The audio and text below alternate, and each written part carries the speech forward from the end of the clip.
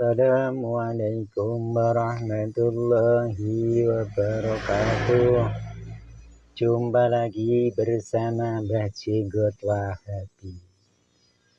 Kali ini kita akan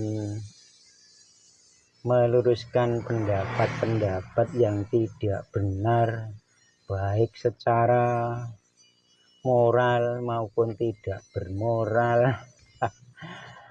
Semua orang asal jahat itu nggak usah dilihat, dicari-cari keturunannya. Mungkin keturunannya baik, anaknya jadi jelek. Mungkin keturunannya baik saja, tapi ke depannya atau nasabnya jelek juga bisa. Karena kita pasti tahu nasab seseorang. Seandainya nasab Bung Karno kita yang baru umur 60 tahun, 80 tahun pasti tahu anaknya ini pasti tahu. Walaupun sudah 100 tahun. Nasabnya Nabi, ya, keturunannya Pak Soeharto juga tahu semua bangsa Indonesia. Siapa yang memalsukan, siapa yang meniru pasti ketahuan, nggak usah diributkan. Begitu juga keturunan Nabi, contohnya seperti tadi. Nggak usah diributkan, asal jelek itu ya bukan keturunan Nabi. Kalau keturunan Nabi nggak mungkin jelek, nasabnya pasti baik karena menghormati jasa orang tua, apalagi nasabnya seorang nabi. Begitu. Kalau orang mengaku itu kan gampang, tinggal ngaku. Tapi yang percaya terus siapa? Kalau kita keturunan Bung Karno itu kan nggak ada yang mau. Walaupun kita memalsu itu kan nggak ada yang mau. Padahal sudah 100 tahun, mungkin 200 tahun ya nggak percaya karena bangsa Indonesia. Seperti itu juga keturunan Nabi, nasab Nabi juga seperti itu. Pasti ada urut-urutannya, nggak ngawur. Walaupun ngawur, tapi tidak akan pernah ngawur.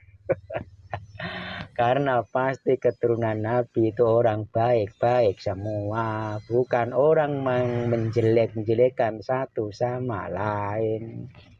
Sedangkan kita kalau dihormati orang aja ikut hormat, walaupun dia maling. Seorang pejabat hormat, kita juga ya hormat, sekalipun pejabat ataupun maling ataupun penjahat. Tapi kalau dia sudah jahat, walaupun pejabat juga akan rusak nantinya di mata masyarakat, di mata umum, pasti tahu semua.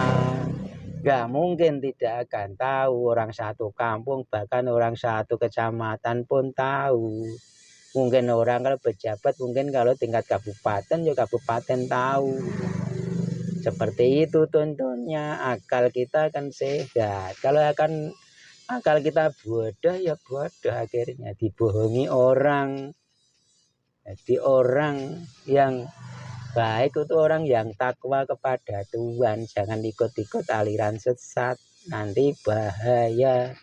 Secara akal aja, kalau orang menyesatkan aja kan kelihatan. Secara akal, nggak usah bertele-tele. Kelakuannya jelek tuh ya berarti nasab. Belum tentu nasabnya jelek, tapi orang yang menjaga keturunan aja nggak bisa. Kan gitu. Ya makanya kita harus pandai-pandai. Mungkin dia itu berpolitik, berbuat baik seperti orang munafik itu kan berbuat baik di hadapan kita, tapi di belakang kita. Zaman Syiah dulu, Hasan wal Husain dibantai itu kan orang baik semua, katanya juga tahu semua. Ini anak Sayyidina Ali pasti tahu kenapa dibantai. Itulah, apalagi sekarang mengaku-ngaku cucu Nabi tapi perbuatannya jelek. Itu yang nggak usah diakui. Ya kita hanya menghormati seorang kabaib gitu aja. Wong bukan habaib aja kita dihormati pun menghormati. Apalagi dia berkata walaupun ngapusi atau berbohong. Kalau memang benar-benar mengaku ya kita hormati. Yang penting dia baik dengan kita. Tidak berpropaganda. Tidak menghancurkan orang Islam. Orang Islam sendiri menghancurkan Islam mengadu domba. Kok cucu Nabi itu dari mana? Inna akramakum indallahi atqakum. Jadi orang bisa masuk neraka itu kan orang baik, orang takwa, yang tidak berbuat jahat, ikhlas menjalankan tugas agama, bukan minta upah, bukan minta amplop. Amplopnya 10 juta masih kurang, katanya diberi 10 juta kok sih dikasih 7 juta. Ini gimana? Ini namanya bukan keturunan Nabi. Pembelokan keturunan Nabi itu ya bener. Wong seorang kiai aja seikhlasnya, kalau dikasih seikhlasnya kok masih nggak ikhlas, itu ya mulutnya saja. Makanya ya usah dipercaya orang seperti itu. Tapi ya tetap dihormati, wong itu perbuatannya katanya baik kok. Yang penting dia baik, kita baik. Dia jahat, kita balas dengan kebaikan. Tapi kebaikan kok dibalas dengan kejahatan, ya itu yang nanti menjadi penyebab perusak nasab Nabi atau perusak hubungan kita dengan orang itu sendiri. Kita baik dibalas jahat, itu kan merusak. Kalau keturunan Nabi kenapa harus merusak? Kan nggak ada ceritanya. Nabi itu mengajarkan kebaikan kepada umat, bukan merusak umat. Kalau mengajarkan cucunya keturunan Nabi itu juga nggak ada kejelekan, itu nggak ada. Pasti semuanya bagus. Wong Kanjeng Nabi sendiri kan rahmatan lil alamin. Siapa yang cinta Nabi pasti disyafaati, kan gitu. Baca sholawat, senang Kanjeng Nabi pasti disolawati, disyafaati walaupun bukan cucu Nabi. Kita hanya umat Nabi. Disuruh berbuat baik sesama umat, baik Islam maupun tidak Islam.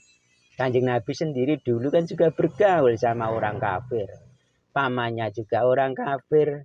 Doanya aja tidak mandi. Masa doa seorang Nabi kok tidak terkabulkan, itu kan mustahil. Tapi kan karena Allah tidak mengabulkan pamannya masuk Islam, yaitu Abu Jahal, Abu Lahab. Padahal itu paman Nabi. Apalagi kita hanya cucunya. Ya tidak bakal, kalau nggak nganut Nabi itu ya pasti neraka. Nggak mungkin ajaran Nabi membeda-bedakan keturunan.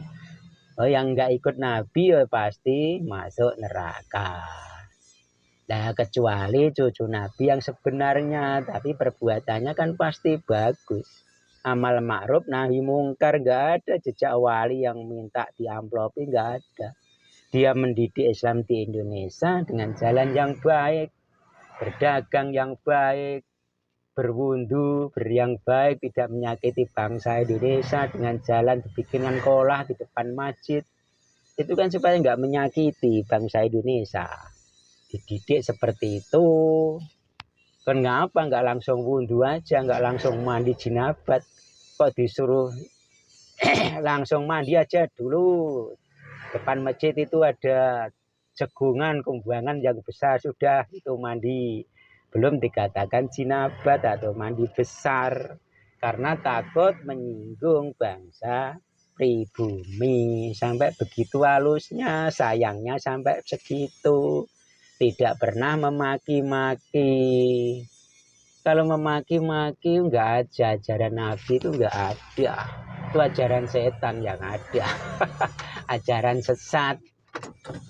Kalau ajaran sesat kelihatannya baik-baik, lah itu sesat.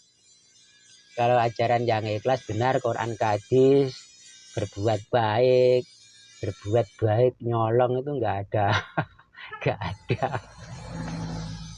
Ngapusi orang, nyopet itu latihannya yang baik, tapi perbuatannya setelah diterapkan kan jelek.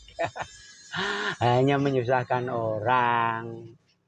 Kok bisa masuk neraka itu kalau udah insaf besok kok mau mati kok bisa masuk Islam dan dengan pecah husnul khotimah itu yang masuk surga terus.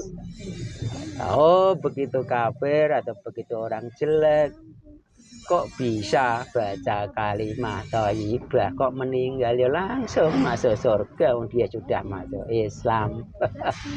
Kalau masuk Islam sudah lama tapi perbuatannya jelek, menghina orang, bawa sana sini buruk semua, ya hancur tumor itu namanya. Ya cukup sekian bisa dimengerti. Semua habaib nggak usah ngaku-ngaku jadi orang baik, orang sudah tahu kalau keturunan Nabi pasti baik. Nggak ada keturunan Nabi malsu, itu nggak ada. Kalau Nabi palsu banyak, apalagi cucu Nabi. Itulah yang bisa sampaikan, cukup sekian dan mohon maaf atas pencerahan ini. Semoga kawan-kawan kita semua bisa melihat kebaikan gitu aja, nggak usah mengaku baik, orang pasti tahu kalau baik. Nggak usah ngomong kalau baik, pasti orang kan tahu kalau baik. Kalau orang jahat nggak usah dibicarakan, orang satu kampung ya tahu kalau kita. Gitulah. Terima kasih. Assalamualaikum warahmatullahi wabarakatuh.